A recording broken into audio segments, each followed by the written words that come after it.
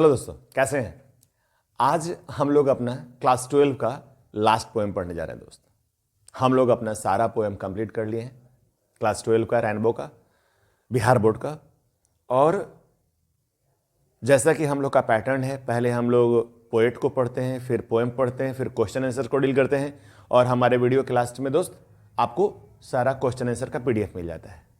और हमेशा हम आपको बोलते हैं पहले खुद से ट्राई कीजिएगा और उसके बाद फिर हमारे क्वेश्चन आंसर से मिलाइएगा, आपको ज़्यादा मजा आएगा, ज़्यादा सीख पाइएगा दोस्त। क्योंकि हम लोग इंग्लिश पढ़ना बहुत ज़रूरी है दोस्त। बार बार हम सबको रिपीट करते हैं, सबको समझाते हैं।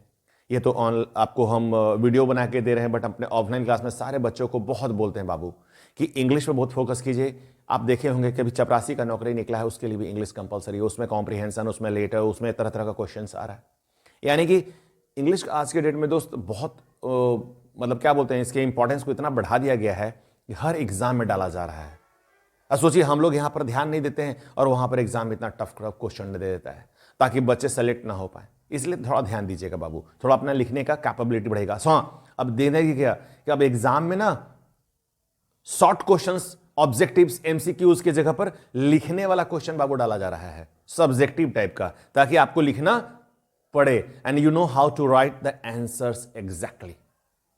तो जब तक आपके पास कैपेबिलिटीज नहीं होगी 10 लाइन, 15 लाइन, 20 लाइन लिखने की, तब तक थोड़ा मुश्किल हो जाएगा। ठीक है, अगर आप चाहें तो हमारे बहुत सारे वीडियोस हैं, टेंस पे, नरेशन पे, प्रीपोजिशन पे, आपका एडजेक्टिव पे, डिटर्मिनर पे, नाउन पे, प्रोनाउन पे, वर्ब पे, आप उस पर देख सकते हैं। एक बार आप जाइएगा, आपको दिख जाएगा सारा।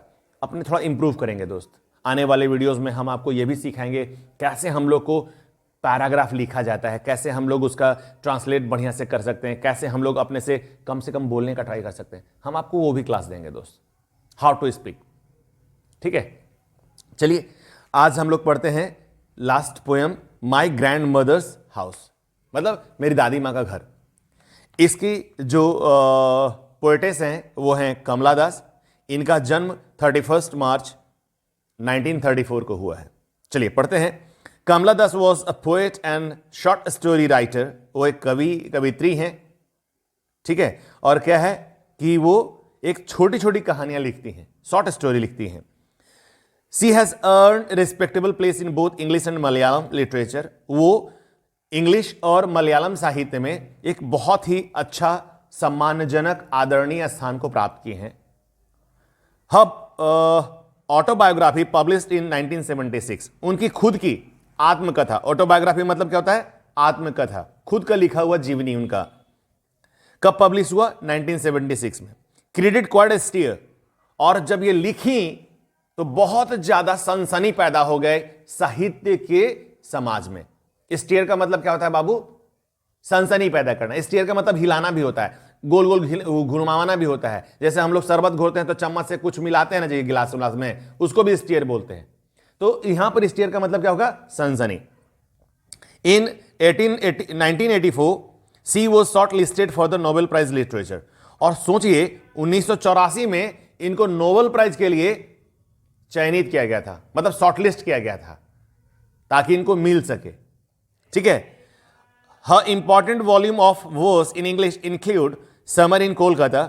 जो इन बहुत अच्छा जिनका संग्रह है, उसमें सबसे बढ़िया क्या रहा, जो कि बहुत फेमस हुआ था, क्या हुआ था? समर इन कोलकाता 1963 में, साइरेंस 1964 में, द डिसेंडेंट्स 1967 में, the old play house and other poems. और इस तरह के पुराने जो ओल्ड पोएम, प्ले हाउस और बहुत सारी कविताएं इनकी पब्लिश हुई।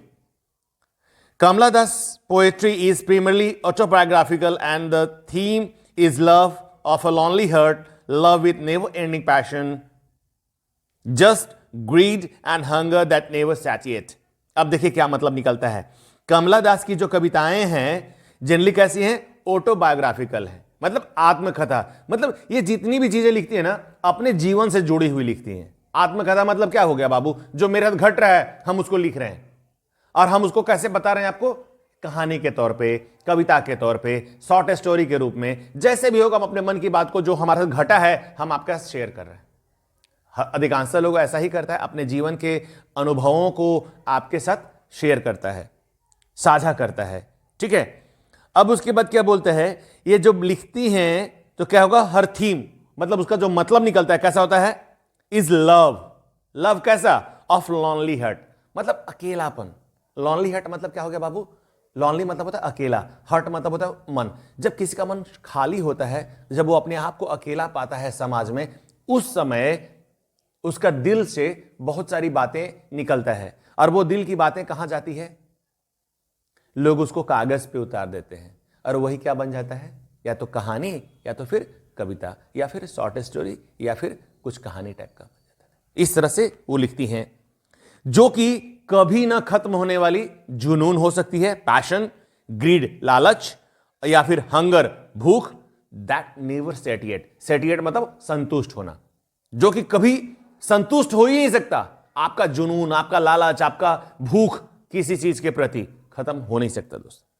कमला Das reveals a commendable mastery of phrase and control over rhymes, sorry.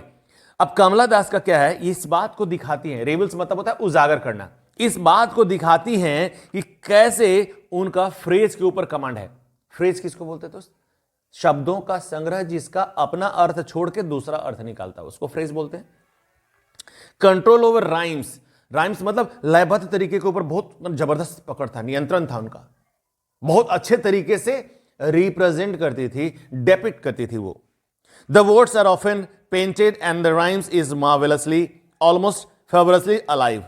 जो उनके शब्द होते थे बहुत ही खूबसूरत, लयबद्ध तरीके से, बहुत ही मार्वेलस तरीके से, और लगता था जैसे हम जीवंत हैं, अलाइव है, एकदम बोले और लगे खड़ा हो जाए।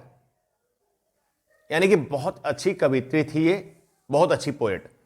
ठीक है दोस्त, अब हम लोग अपना कविता पे आ जाते। There is a house now far away from once, I receive love that women died, the house with you into silence snakes moved. अब देखिए, ग्रैंड मदर हाउस जो है, ये कमला दास अपनी दादी के घर के बारे में बता रही है। कविता से स्पष्ट है, ग्रैंड मदर मतलब कौन, दादी, हाउस मतलब घर, दादी का घर। इसमें क्या बोलना चाहती हैं ये, there is a house now far away where once I receive love, मतलब वो घर काफी दूर है। मतलब यहां पर कवि जो कमला दास है ये बताना चाहती हैं कि अभी वो जहां रह रही हैं वहां से उनकी दादी का घर काफी दूर है, जहां वो प्यार प्राप्त करती थी। आई रिसीव लव मतलब कहां, जहां उनको दादी का प्यार मिलता था। मतलब अभी के वर्तमान समय में कमला दास कहीं और रहती हैं, दादी का घर कहीं और रहता है। जैसे हम लोग के साथ भी होता है, हम लोग घर होता है, मान लेते हैं किसी घर कानपुर में होगा, किसी घर बनारस में होगा, किसी घर लखनऊ में होगा, किसी घर पटना में होगा। लोग रहता कहाँ है, दिल्ली में, कोई पूना में, कोई कलकत्ता में, कोई मद्रास में, कोई अमेरिका में, अलग अलग जगह पर रहता है। इस तरह का बात है। अब उनको जब आपको याद आएगा, जब मान लेते हैं कि आप लोग में से बहुत सारे लोग अपने घर से दूर जाकर पटना में रह रहे होंगे, तैयारी कर रहे होंगे, तो आपको अपना मुजफ्फरपुर का याद आता होगा, अरे भैया। किसी को अपना मधुबनी का याद आता होगा, किसी को अपना सहरसा का याद आता होगा, किसी को अपना गांव का याद आता होगा, है ना हो। तो कहने का मतलब ये है कि जब वो रहती थी जहां उनको याद आता था, तो उनको अपन दादी का बात याद आता था, अरे बाप रे, हमारी दादी ऐसा करती थी, हमारी दादी वैसे करती थी, हमारी दादी ऐसे प्यार करती थी, हमारी दादी वैसे प्यार करती थी। सबको याद आता है। जब दिन बीत जाता है, कोई अगर आपके जीवन में नहीं रहेगा तो ज़्यादा याद आता है। आपका माँ का प्यार, बाप का प्यार, भाई का प्यार, बहन का प्यार, जिसको भी आप प्यार करते हैं, अगर वो नहीं रहता है तो बहुत याद आता है। दैट वीमेन डाइड, अब उनकी दादी नहीं रही इस धरती पे, मर गई। द हाउस विद जो इनटू साइलेंस स्नैक मूव्स, अब उस घर में क्या है, एकदम वीरानी छा गई है, एकदम शांति हो गया है। और वहां पर अब सांप घूमते हैं। सांप कब घूमेगा, जब घर में कोई नहीं रहेगा, घर के लोग मर जाएंगे, तो वहां पर क्या होगा, स्थितियां बहुत बदतर हो जाएंगी। स्थितियां बहुत बदतर, घास उग जाएगा, पात उग जाएगा, सांप बिच्छी रहने लगेगा। जब कोई आदमी नहीं रहेगा तो क्या रहेगा, कोई ना कोई तो घर का रखवाली करने वाला चाहिए ना हो। आदमी नहीं रहेगा तो जानवर तो रहेगा, जीव जंतु तो रहेगा। Among books I was then too young, उस समय क्या थी, ये बच्ची थी जब अपने दादी के साथ रहती थी, किताबों में लगी रहती थी, छोटी थी। To read and my blood turned cold like the moon, इनका क्या था, उस समय पढ़ती थी, इनका जो खून था turned cold मतलब क्या हो गया, ठंडा पड़ गया। कब, मून की तरह चांदनी रात में हम लोग क्या देखते हैं कि सब कुछ शीतल हो जाता है चांदनी रात में। क्यों ऐसा हो जाता है?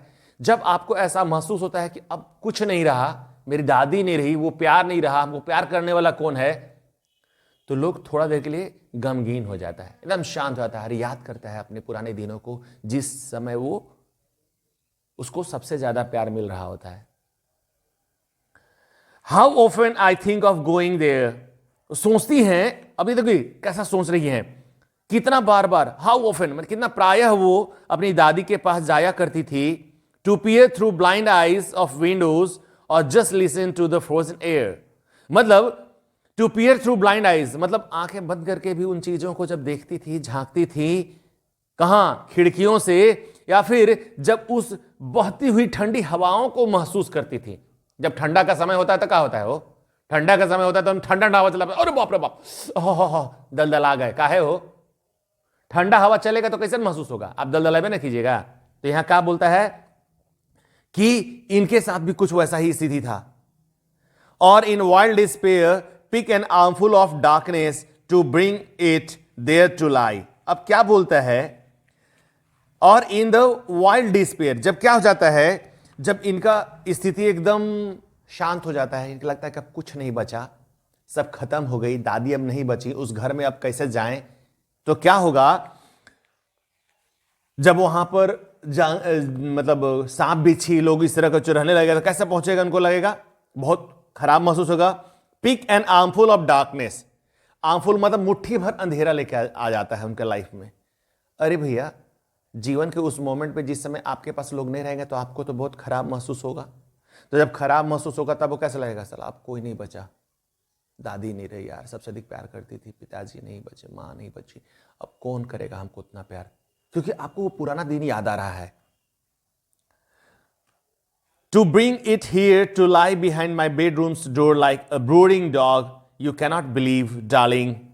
अब क्या बोलता है, pick an armful of darkness to bring it here to lie, मतलब वहां पर रुको, अंधेरा आ गया ठहरने के लिए, बिहाइंड माई बेडरूम्स डोर मतलब अपने मेरे जो बेडरूम का जो दरवाजा है उसके पीछे आ जाती है, लाइक अ ब्रूडिंग डॉग, जैसे कुत्ता लोग क्या करता है, कुत्ता लोग आपको भौंक के डराने की कोशिश करता है, उस तरह से जब दरवाजे के पीछे जाती हैं, अकेले बैठती हैं, तो इनको भी कुछ उसी तरह का डर का एहसास होता है, हल्का सा ये कोशिश, डरती तो नहीं है बट डरा हुआ इनको सहमाहट का एहसास होता है।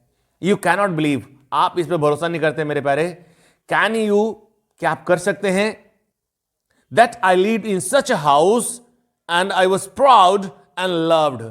क्या आपको मालूम होगा जिस घर में मैं रहती थी, अब देखिए पोएटेस क्या बताना चाहती है, मैं जिस घर में रहती थी उस घर में मुझे बहुत प्यार मिलता था, मुझे गर्व था उस घर पे, वो घर मेरे लिए बहुत प्यारा था। आई हु हैव लॉस्ट, मैं जिसने वो घर को खो दिया। अरे भाई, दादी नहीं रह रही है, घर बंद है, हम रहते हैं दूसरा जगह पर, तो वहां सांप बिच्छी रहता है, पूरा घास पात उग गया है, तो आप घर से दूर हो गए हैं, आपको घर की याद आ रही है और आपको ऐसा महसूस हो रहा है। May my way was beg now at strangers doors to receive loves. अब इनकी स्थिति कैसी हो गई है, ये अब अनजाने लोगों के दरवाजे पे जाती हैं, अनजाने लोगों से मिलती हैं और उनसे बेग करती हैं। बेग का मतलब बहुत सारा अर्थ होता है, बेग मतलब सिर्फ भीख मांगना ही नहीं होता है दोस्त, बेग मतलब प्रार्थना करना भी होता है। बेग मतलब बहुत डीप, एकदम bottom of your heart, the bottommost of your heart, if you ask something from someone, that is beg. आप सबको छोड़ के एकदम दिल के सबसे निचले स्तर से जाकर किसी को कोई चीज मांगती हैं, दैट इज बेग। उसको भीख मांगना बोलते हैं, उसको प्रार्थना करना बोलते हैं, from core of your heart. अब उस तरह से किसी अनजान आदमी से आप अपने प्यार के लिए, अपने थोड़ा सा वक्त निकालने के लिए आप उसको बोलती हैं, अपना समय उसके साथ बिताना चाहते हैं।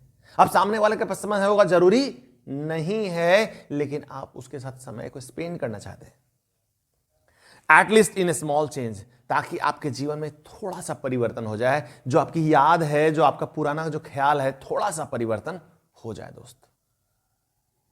ये कविता है। अब हम लोग क्वेश्चन आंसर कर लें बाबू। The women of house is alive. उस घर की जो महिला थी वो जीवित थी। नहीं दोस्त, गलत है। The snacks were seen in the house, घर में सांप। यस, पोयम का सेकेंड लाइन में था ना, स्नैक्स मूव्ड, सही है। The speaker read the book with great interest, speaker जो है किताब को बहुत अच्छे से पढ़ती थी, बुक में भी लिखा हुआ है हमारे पोएम में, सही है। The speaker wish to peep through the window, speaker खिड़की के बाहर झांकने की कोशिश करती थी, ऐसा नहीं दोस्त, ये सही नहीं है। Who is I in the second line of the poem, I कौन है भैया, कविता जो लिखा है वही आई है, आई मतलब Kamala Das. Where did the speaker once receive love, speaker कहां प्यार प्राप्त करती थी, अपनी दादी के घर में जब वो छोटी थी, जहां रहती थी दादी के साथ। Why did the house go into silence, घर अकेला क्यों हो गया, शांत क्यों हो गया दोस्त, दादी मर गई, कमला दास दूसरे घर चली गई तो घर में शांति हो गया, नहीं रही। Why was the speaker unable to read the books, speaker जो है किताब को पढ़ने में अक्षम क्यों हो गई, मतलब अनेबल क्यों हो गई। तो यहां पर यह बताने कोशिश किया गया कवि का कि वो जिस समय जो छोटी थी उस समय वो किताब भी नहीं पढ़ पा रही थी। मैं छोटी रही होंगी, छोटा बच्चा में कौन पढ़ लेता है, अब जब उस समय दादी का प्यार लाड़ प्यार में लोग ऐसे ही रह जाता है, वो नहीं कोई पढ़ने से पढ़ पाता है, ठीक है। Why did the speaker often wish to go to that house, speaker जो है कवित्री जो है वो बार बार उस अपने दादी के घर में जाना क्यों चाहती थी। अरे भैया, जिसको जिस घर में सबसे ज्यादा प्यार मिलेगा, दुनिया का हर इंसान जिसको प्यार मिलता है ना बाबू, वो सब वहीं जाना चाहता है, चाहे वो इंसान हो चाहे वो जानवर, हर लोग प्यार खोजता है बाबू। Why was the speaker proud of living in that house, speaker को प्राउड क्यों फील होता था। अरे भैया, स्पीकर को प्राउड इसलिए फील होता था क्योंकि स्पीकर को सबसे अधिक प्यार वहां मिलता था, आराम से वहां रहती थी, वो दादी को प्यार करती थी, दादी उसको प्यार करती थी, दोनों साथ में रहते थे, छोटी थी। अब भैया सबको प्यार का भूखा है, बार बार हम बोलते हैं, जिसको प्यार मिलेगा जहां मिलेगा लोग वही जाएगा, क्लियर है। Why does the speaker say that she has lost her way, अब स्पीकर ऐसा क्यों कहती है कि वो अपना पूरा चीज को खो दिए। अरे भैया खोएगी नहीं, क्योंकि जब दादी नहीं रही वहां घास उग गया, पूरा माने सांप बिच्छी रह रहा है, वो रहती है कहीं और, अब वहां कोई बचा नहीं तो यहां जाएगी काहे के लिए वहां पे। तो ये बोलती है कि लॉस्ट हवे, अपना रास्ता खो गई, क्योंकि अब वहां नहीं जा पा रही है, ये बताने का कोशिश कर रहा है, ठीक है। Is the speaker satisfied with present life if not why, अब देखिए कविता में ही लिखा है कि अपने इस चीज से वो सेटिस्फाइड नहीं है, लिखा ना बाबू। तो कहने का मतलब यह है कि जो कवित्री है, जो पोएट है, जो कमला दास हैं, वो अपने इस प्रेजेंट लाइफ से she is not happy just because कि उनको अब वो प्यार नहीं मिल रहा, अब उस प्यार के लिए उनको दूसरे का मुंह देखना पड़ रहा है। अगर उनको प्यार चाहिए भैया तो आपको प्यार से बतियाना पड़ेगा, दूसरे के दरवाजा पे जाना पड़ेगा, आपको उसको बोलना पड़ेगा, कुछ इस तरह से। पहले दादी तो ऐसी थी ना भैया, कुछ करो, कस के बोलो, धीरे से बोलो, प्यार प्यार होता है भाई, दादी करती है प्यार, आप कसो के बोल दीजिएगा तो ये दादी उतना नहीं प्यार करती है। How does the speaker describe the condition of a grandmother's house, does it resemble to the house of any of your acquaintance. अब देखिए यहां पर क्या बोलना चाहता है कि जो कवि जो अपने घर के दादी का जो घर है उसको जो किस तरह से डिस्क्राइब किया है, क्या आपके आस पड़ोस में या कोई आपके जानकारी में कोई ऐसा घर है। अरे भैया लगभग सबके घर में ऐसा है, जिसके पिताजी बाहर में नौकरी करने चले जाते हैं। आप ये देखिए ना कि आपके पिताजी जब बाहर में नौकरी करने चले गए होंगे तो आप लोग पूरा परिवार वहां चले गए होंगे। और घर में अगर मान लीजिए सब भगवान करे सबके घर में दादा दादी हों, लेकिन जिस घर में परिवार नहीं होगा उन घर में ताला लगा हुआ होगा। अब वहां कौन रहता होगा, घर में ताला बंद, बर में बड़का बड़का घास हो गया होगा, मकरा का जाल लगल होगा, झोल होगा, मैंने क्या बोलते हैं उसको, कीड़ा फतिंगा, सांप बिच्छी, तेलचट्टा, छिपकिली, बहुत सा का बसेरा हो गया होगा वो, है ना। अब यहां पर कैसे एक्सप्लेन करती हैं, वो बताती हैं अपनी दादी घर का बहुत सुंदर था, छोटा सा घर था, दादी रहती थी, साथ में रहती थी, दादी को ये प्यार करती थी, दादी इनको प्यार करती थी। और अब स्थिति ऐसी हो गई है कि पूरा घर में ये सब, दादी मर गई हैं, घर में ताला बंद है, घर में घास उग गया है, वहां पर सांप बिच्छी रहता है। सबके घर में आस पड़ोस में आप देखिएगा, अपने पड़ोस में भी आप देखिएगा, जहां आप रहते हैं 2-4 घर आपको मिल ही जाएगा जहां पर कोई नहीं रहता, घर में ताला बंद, और सारा परिवार कोई दिल्ली में, कोई बंबई में, कोई कलकत्ता में, कोई मद्रास में, कोई अलग अलग जगह पे रहता है।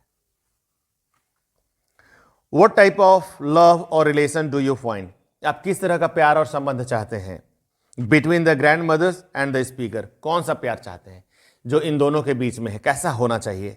अरे भैया प्यार तो प्यार होता है, आपको जैसा मर्जी वैसा लिखिए। देखिए इस तरह का जब क्वेश्चन आए ना परीक्षा में बाबू, एक चीज बता देते हैं स्पष्ट, अगर ऐसा क्वेश्चन आए जिसमें आपका फीलिंग पूछ रहा हो, बहुत स्पष्ट रूप से जो आपको अच्छा लगता है लिख दीजिएगा, लेकिन हां ग्रामेटिकल सही लिखने की कोशिश कीजिएगा, छोटा छोटा सेंटेंस लिखिएगा और अपने मन से लिख दीजिएगा, सेंटेंस सही हो जाएगा। ठीक है। What changes have taken place since the speaker's grandmother's died? क्या हो गया था जब से उसकी दादी मरी, तब से कैसा हो गया था। दादी के मरने के बाद वो अकेली पड़ गई, शहर में रह रही, अपने घर से दूर रहती हैं और उनको वहां पर बिल्कुल ही उस तरह से पसंद नहीं आ रहा है, सिचुएशन उनका बहुत खराब है, घर की बहुत याद आती है, दादी की बहुत याद आती है, फिर भी आउटपुट कैसा है, स्थिति बदतर है दोस्त। Point out the similes in the poem, poem में सिमिलीज कैसा है भाई। यहां पर सिमिलीज का मतलब क्या हो गया, जैसे ब्लड है, लव्ड है, कोल्ड है, जो एक जैसा सुनने में लग रहा है। ब्लड डल आ रहा है, कोल्ड सुनने में जो एक जैसा लग रहा है, यहां पर जैसे आप पोएम में देखेगा ब्लड क्या हो गया, ठंडा हो गया। आप देखे होंगे, अगर आप थोड़ा सा याद होगा तो उसके बाद क्या होगा, आप देखे होंगे कोल्ड के लिए भी यूज किया गया होगा, कब, फ्रोजन एयर के समय जब बात हुई होगी पोएम में, वहां पर आपका आया होगा। और ब्लड का भी यूज किया गया होगा, टर्न कोल्ड, मतलब इस तरह से इसका यूज किया गया है दोस्त। आपको क्या करना है, अब खुद से ट्राई करना है और उसके बाद क्वेश्चन आंसर से मैच करना है दोस्त। आपका सारा पोएम कंप्लीट हो गया है, अब आपको कुछ हम ग्रामर का सेक्शन में आपको बताएंगे दोस्त। Thank you.